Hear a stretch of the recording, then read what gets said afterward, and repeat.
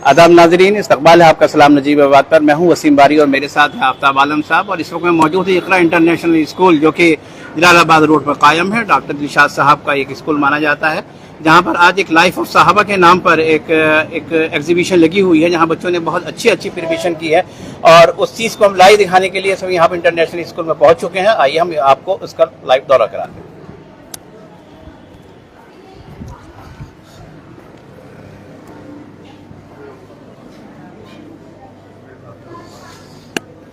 हमारे साथ वालेकुम अस्सलाम रहमतुल्लाहि व बरकातुहू। इस वक्त हमारे साथ मौजूद हैं इकरा इंटरनेशनल स्कूल के ऑनर डॉक्टर दिलशाद साहब, और डॉक्टर दिलशाद साहब हमारे साथ हैं और उनसे सबसे पहले उन्हीं से जानेंगे आज का जो एक टॉपिक है लाइफ ऑफ सहाबा। ये एक शायद एक यूनिक है, नजीबाबाद में पहली मरतबा इस तरीके से एक एग्जीबिशन लगी हुई, इसके बारे में थोड़ा सा बताइए। देखिए, लाइफ ऑफ सहाबा ये हमारे बच्चों ने मॉडल्स तैयार किए हैं, जिसमें जो सहाबा हैं, सहाबा यानी companions of the prophet Muhammad सल्लल्लाहु अलैहि वसल्लम, those who have lived with him with ईमान एंड डाइड ऑन दैट ईमान, उनको हम सहाबा कहते हैं, कंपेनियंस ऑफ प्रॉफिट मोहम्मद। हम जानते हैं कि महापुरुषों के जीवन के बारे में जब आप पढ़ते हैं तो उससे बहुत सारी शिक्षा लेते हैं। तो बच्चों ने बहुत अच्छे मॉडल तैयार किए हैं और जैसे आप मेन साहबी चार हमारे जो खुलफा राशिदीन है, राइटली गाइडेड कैलिफ, हज़रत अबू बकर सिद्दीक, हज़रत उमर रज़ियल्लाहु अन्हु, हज़रत उस्मान, हज़रत अली रज़ियल्लाहु अन्हु, तो उनके बारे में अलग अलग वो कैसे ईमान लाए, उन्होंने कैसे अपना जीवन यापन किया, गुजारा, और किस तरह से उन्होंने अच्छे तरीके से शासन और प्रशासन को चलाया इंसाफ के साथ, उसके बारे में आप देखेंगे। बच्चों ने मॉडल तैयार किए हैं और इससे आपको क्या टीचिंग्स मिलती है ये भी बच्चे बताएंगे। कहा स्कूल के बारे में तो मैं आपसे इन लोगों से बच्चों से बाद में बात करूंगा। मैं आपसे स्कूल के बारे में ये बात करना चाहूँगी, शायद ये नजीबाबाद का एक ऐसा स्कूल है जहाँ पर उर्दू, हिंदी, इंग्लिश के अलावा अरबिक लैंग्वेज के ऊपर बहुत फोकस किया जाता है। क्या इसका रीजन है क्योंकि इस चीज को ज्यादा फोकस करते हैं? देखिए, इंग्लिश मीडियम स्कूल और भी हैं और अरेबिक, आप जानते हैं दुनिया में मेन जो बड़ी ज़बानें हैं वो इंग्लिश हैं, अरेबिक हैं, यहाँ तक कि यूनाइटेड नेशंस की ज़बानों में से एक ज़बान अरेबिक है। आप जानते हैं हमारे इलाके के बहुत सारे लोग अरब वर्ल्ड में जाते हैं, अरब कंट्रीज़ में जाते हैं, हमारे बच्चे भी जाएंगे, डॉक्टर्स बनेंगे, साइंटिस्ट बनेंगे, इंजीनियर्स बनेंगे। तो हम ये चाहते हैं कि अरेबिक वो सीखें, जिससे उनको रिलीजन का भी नॉलेज अच्छे से हो और वो अपनी प्रैक्टिकल लाइफ में भी अच्छा कर सके। स्कूल इसलिए हम इंग्लिश अरेबिक दोनों पे जोर देते हैं। किस स्टैंडर्ड तक आपका स्कूल? अभी नर्सरी से 8 तक है, इंशाल्लाह 12 तक करने का इरादा है। ये जो आपका एक लाइफ ऑफ साहबा को देखने के बाद ये थोड़ा सा मैं ये देख रहा हूँ कि यहाँ पर अरबिक और उर्दू लिटरेचर ज़्यादा लैंग्वेज देखने को ज़्यादा मिल रही है।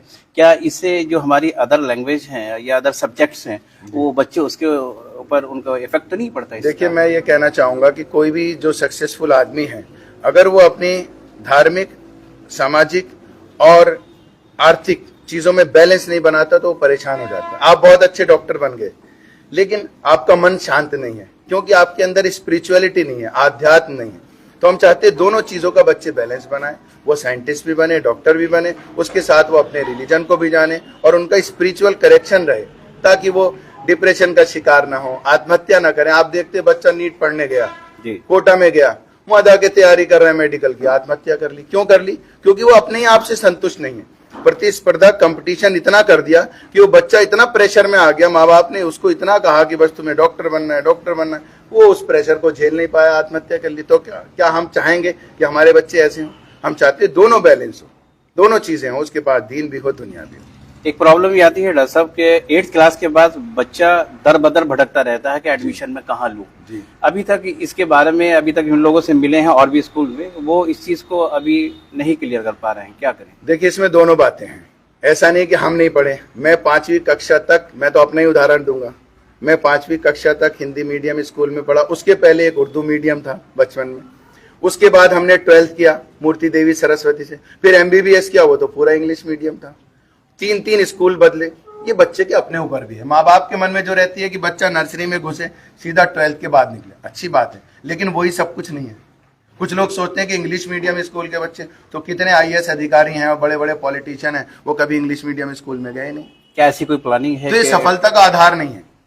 8th क्लास के बाद आपकी कोई? बिल्कुल, 8th क्लास के बाद हम कोशिश करेंगे कि इसे 12th तक लेके जाएं, लेकिन आप जानते हैं कि इतना आसान नहीं होता। उसके लिए मान्यताएं हैं, CBSE की अपनी है, UP बोर्ड की अपनी है। हम कोशिश करेंगे कि हम ये सुविधा भी दें पेरेंट्स को। चलिए, थैंक यू सो मच। आइए हम आपको नाजरीन दिखाते हैं कि सबसे पहले इंट्रोडक्शन ऑफ साहबा इसके बारे में कुछ बच्चे हैं यहाँ पर जिन्होंने तैयारी की हुई है। Good name please. अस्सलाम वालेकुम वरहमतुल्लाहि। आप कुछ डिफाइन करेंगे इसके बारे में, बताएंगे कुछ? उस बच्चे ने तैयार किया है। किसने किया? आपने किया है कि बताइएगा? आप बताइए जी, ये जो है 4 साहबियों के बारे में है। जी। हज़रत अबू बकर सिद्दीकी, हज़रत उमर, हज़रत उस्मान, हज़रत अली। ये उनके इंट्रोडक्शन है कि उन्होंने कैसे कब इस्लाम किया और कब कहाँ उनकी जनाजे वगैरह है, उनकी कहाँ शहादत हुई है, इस बारे में ये हमने मॉडल बनाया है। ओके। हजरत अबू बकर सिद्दीक जी, बेटा आप बताएंगे? बताइएगा बेटा। जी, ये हज़रत अबू बकर सिद्दीकी की बहादुरी के उस पर बना हुआ है। ये हज़रत अबू बकर की सिद्दीकी की बहादुरी बताई गई है यहाँ पर। ओके, एक बार अच्छे से प्रेजेंट करो जैसे तुम लोग करते हो। हाँ? भूल गए, थक गए। अरे स्वर बताइए बेटा। अस्सलामुअलैकुम वरहमतुल्लाहि वबरकातुहू। मैं बीस मर्सी एंड ब्लेसिंग ऑफ अल्लाह सुब्हान तआला बी अपॉन। मेरा नाम सुमैया है, मैं दर्जे 4 की तालिबा हूँ। आज मैं आपके सामने हज़रत अबू बकर सिद्दीकी रज़ी अल्लाह ताला अन्हु का एक वाक़या बताने जा रही हूँ। हज़रत अबू बकर सिद्दीकी रज़ी अल्लाह ताला अन्हु बनीनो इंसान में से इन चंद खुश नसीब नेक तरीन इंसान में से थे जिन्होंने ना सिर्फ हज़रत मोहम्मद सल्लल्लाहु अलैहि वसल्लम की खिदमत से दीन बरहक सीखने का मौका नसीब हुआ, बल्कि आप रज़ी अल्लाह अन्हु उन 10 खुशकिस्मत लोगों में भी शामिल थे जिन्हें रसूलुल्लाह सल्लल्लाहु अलैहि वसल्लम ने दुनिया में ही जन्नत की खुशखबरी सुना दी। अमीरुल मोमिनीन है आप, अमीरुल मुस्लिमीन है आप, नबी ने जन्नती जिसे कहा सिद्दीक अकबर है आप। अगर हम सिद्दीक अकबर रज़ी अल्लाह ताला अन्हु की ज़िंदगी पर नज़र डालें तो आपकी ज़िंदगी इश्क रसूल का मरकज़ नजर आती है। हिजरत मदीना के उस यादगार सफ़र में अबू बकर ने जिस तरह आपकी खिदमत की वो तारीफ़ इस्लाम का एक बेहतरीन वाक़या है। हज़रत अबू बकर सिद्दीक रज़ी अल्लाह ताला अन्हु की सबसे रोशन मिसाल गार सौर का वो वाक़या है जब आप सल्लल्लाहु अलैहि वसल्लम के आराम और सुकून के खातिर हज़रत अबू बकर सिद्दीकी अपने पाँव में सांप से डसवाते रहे, पर आपने महबूब के आराम में खलल न आने दिया। एक मर्तबा साहबे किराम सल्लल्लाहु अलैहि वसल्लम की खिदमत में हाजिर होकर अपने पसंदीदा अमाल पेश कर रहे थे कि हजरत सिद्दीक अकबर ने फरमाया, आंखें मेरी चेहरा आपका, माल मेरा हुक्म आपका, बेटी मेरी हरम आपका, और खुशनसीबी देखिए अल्लाह ताला ने आपकी तीनों ख्वाहिशात को पूरा फरमाया। सफरे हिजरत में गार सौर में हुजूर अकरम सल्लल्लाहु अलैहि वसल्लम का सर मुबारक अपनी गोद में रखकर आपके चेहरे मुबारक का दीदार करते रहे। इसी तरह गज़्वे तबूक के मौके पर अपने घर का तमाम सामान हुजूर की खिदमत अक़दस में पेश करके अपनी दूसरी ख्वाहिश को मुकम्मल किया। और तीसरी ख्वाहिश हजरत आयशा का आपके निकाह में आना। हजरत अबू बकर सिद्दीक रज़ी अल्लाह ताला अन्हु की महज़ खुदा से मोहब्बत एक तरफ ना थी, बल्कि आप सल्लल्लाहु अलैहि वसल्लम भी आपसे खास लगाव रखते थे। व आखिरु दावाना अनिल हम्दुलिल्लाहि रब्बिल आलमीन। बहुत खूब। सबसे बड़ी बात यह है कि बच्चों को जो उर्दू का प्रोनाउंसिएशन है वो बहुत अच्छा है। अरबिक और उर्दू का वफ़ात अबू बकर सिद्दीक के ऊपर हम लोग खड़े हैं। कौन बताएंगे? आप बात करेंगे, ये बताइए। मेरा नाम बिलाल है, मैं दर्जे 8 का तालिब इल्म हूँ। आज मैं आपको हज़रत अबू बकर सिद्दीक के वफ़ात के बारे में बताने जा रहा हूँ। हज़रत अबू बकर सिद्दीक के मर्ज़ मौत का आगाज़ इस तरह हुआ। शदीद सर्दी के मौसम में ठंडे पानी से गुस्ल फरमाया, जिसके बाइस बुखार चढ़ गया। 15 दिन बुखार में मुब्तला रहने के बाद इंतकाल फरमा गई। हज़रत आयशा रज़ी अल्लाह सिद्दीक ने इरशाद फरमाया, वालिद माजिद की अलालत का आगाज़ इस तरह हुआ। आपने 7 जमादुस्सानी सन 13 हिजरी को बरोज़ पीर गुस्ल फरमाया। इसके बाद हज़रत अबू बकर सिद्दीक रज़ी अल्लाह अन्हु ने अहद खिलाफत में और इराक़ का पेशतर हिस्सा फ़तह हो चुका था और आप 63 बरस की उम्र में दुनिया से रुखसत हुए। हज़रत अबू बकर सिद्दीक रज़ी अल्लाह अन्हु ने एक बहुत खूबसूरत वसीयत की थी कि मेरा जनाजा हुजूर के हुज़े के पास ले जाना और सलाम करना। हज़रत अनस से भी रिवायत है और हज़रत अली से भी रिवायत है। हज़रत अबू बकर सिद्दीक की वसीयत थी कि हुजूर के पास जाना और इजाज़त मांगना। इंग्लिश में कौन करेगा? इंग्लिश में। Assalamu alaikum warahmatullahi wabarakatuh. May peace, mercy and blessing of Allah subhanahu wa ta'ala be upon you. My name is Muhammad Adi. I am in class 5th. Today my topic is conversion to Islam of Hazrat Umar. When a small group of Muslims migrated to Abyssinia, Umar radiallahu anh became worried about the future unity of the Quraysh and decided to have Prophet Muhammad sallallahu alaihi wasallam assassinated. On this way to murder Prophet Muhammad sallallahu alaihi wasallam, Umar met his best friend Nuaym bin Abdullah radiallahu anh, who had secretly converted to Islam but had not told Umar. He told Umar radiallahu anh to inquire about his own to his sister and her husband converted to Islam. Upon arriving at her house, Umar found his sister and brother-in-law Sayyid bin Zayd radiallahu anh reciting the verses of the Quran from Surah Taha. He started quarreling with his brother-in-law when his sister came to rescue her husband. He also started quarreling with his yet still they kept on saying, "You may kill us, but we will not give up Islam." Upon hearing these words, Umar slapped his sister so hard that she fell to the ground bleeding from her mouth. When he saw what he did to his sister, he climbed down of guilt and asked his sister, "You are unclean and no unclean person can touch the scripture." Abdullah said, when we were migrating to Abyssinia, Umar radiallahu anhu used to perimate us mercilessly. Okay. हज़रत उमर रज़ियल्लाहु अन्हु का ईमान, ये काफ़ी सारी यहाँ पर exhibition लगी हुई है और अलग अलग जो कि सहाबा इकराम के करैक्टर्स को बयान करती हैं कि अल्लाह के रसूल सल्लल्लाहु अलैहि वसल्लम के सहाबा ने जो जानिसार सहाबा थे, उन्होंने किस तरीके से इस दुनिया के अंदर अपने अखलाक और किरदार और मामलात के ज़रिए से लोगों को एक मैसेज पहुँचाया है। बहुत अच्छा एग्जीबिशन इंटरनेशनल स्कूल से आप लाइव देख रहे हैं।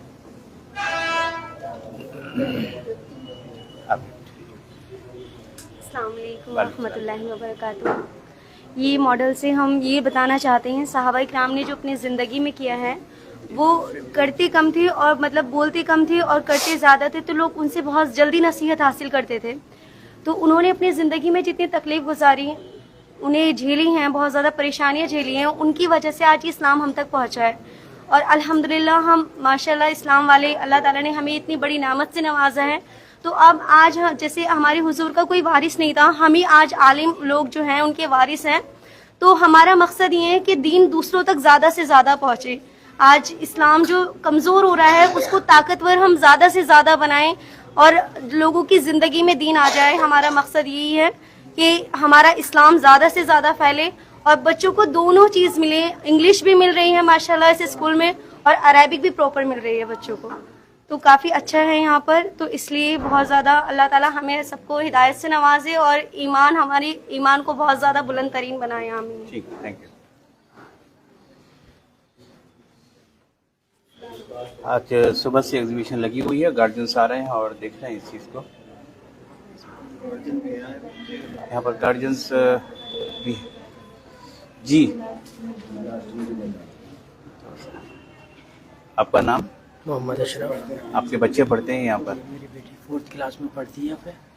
अच्छा, कैसा आपको लगता है कि बच्चा कैसा है? बहुत अच्छा है, बहुत अच्छा डिसिप्लिन है, अरबी इंग्लिश दोनों तरह की फैसिलिटी है, बहुत अच्छा पढ़ती है माशाल्लाह, हर तरीके से सेटिस्फाई है। आप स्कूल के जो है रूल्स रेगुलेशन वगैरह सबको फॉलो कर रहे हैं? जी, सबको फॉलो। यहाँ के मैनेजमेंट से आप सेटिस्फाई हैं? मैनेजमेंट से सेटिस्फाई है। जो यहाँ का तालीमी मेयार है उससे मुतमईन सेटिस्फाई? हाँ, सब तरीके से सेटिस्फाई है।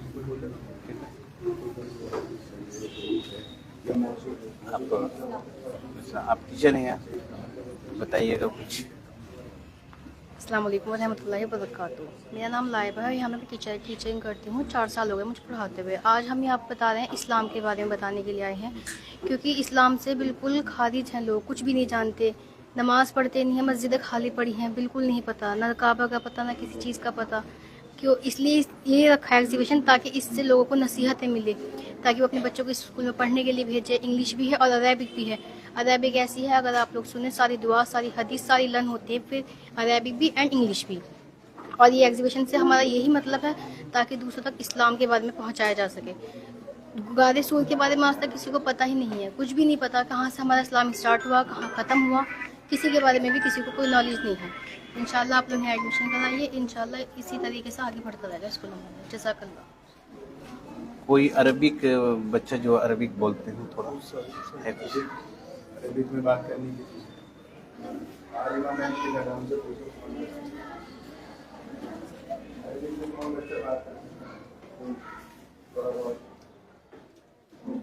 कोई है? चलिए उसे टैक्स चलते हैं।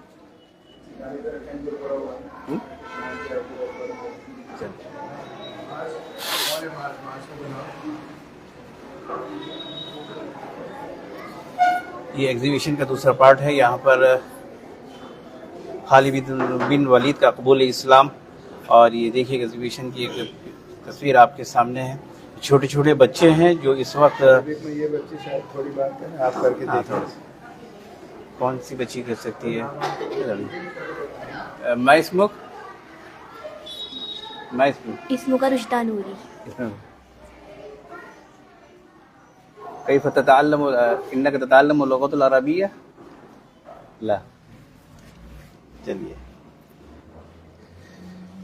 हज़रत खालिद बिन वलीद की जंग के हालात, खालिद बिन वलीद साहब का रज़ी अल्लाह ताला अन्हु का ये पूरा एक तरीके से एग्जीबिशन में पिक्चर जो सजा बताई जा रही है। और सबसे बड़ी बात यह लग रही है एग्जीबिशन की कि बच्चे सिर्फ मजहब इस्लाम को नहीं कहता बल्कि जितने भी जहाँ भी जिस मजहब के लोग हैं कम से कम उनको अपने मजहब के बारे में पूरी मालूमात होनी चाहिए। आखिर हमारे जो सहाबा थे वो कैसे थे, क्या उन्होंने किया। बेटा क्या नाम है आपका? आयशा।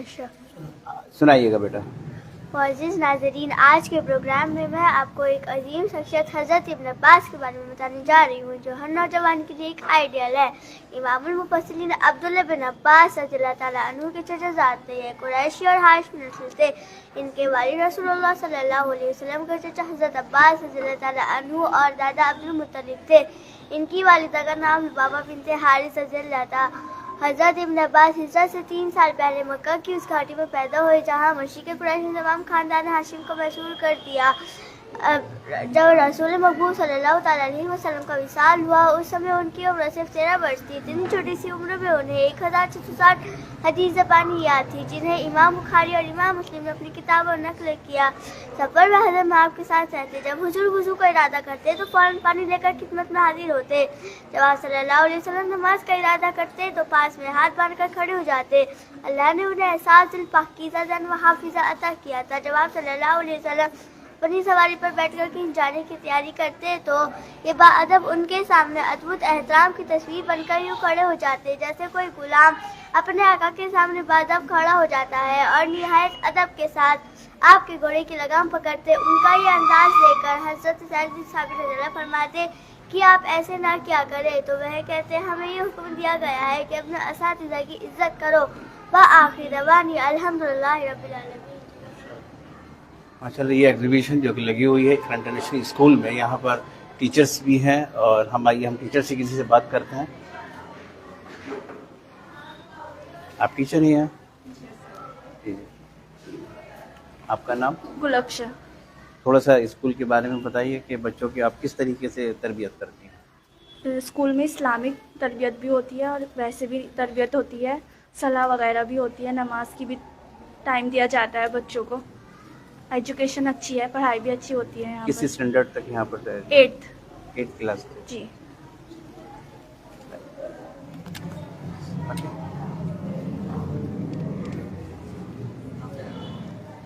एक एग्जीबिशन थी जिसके लाइव सलाम नजी बात पर हम आपको दिखा रहे थे और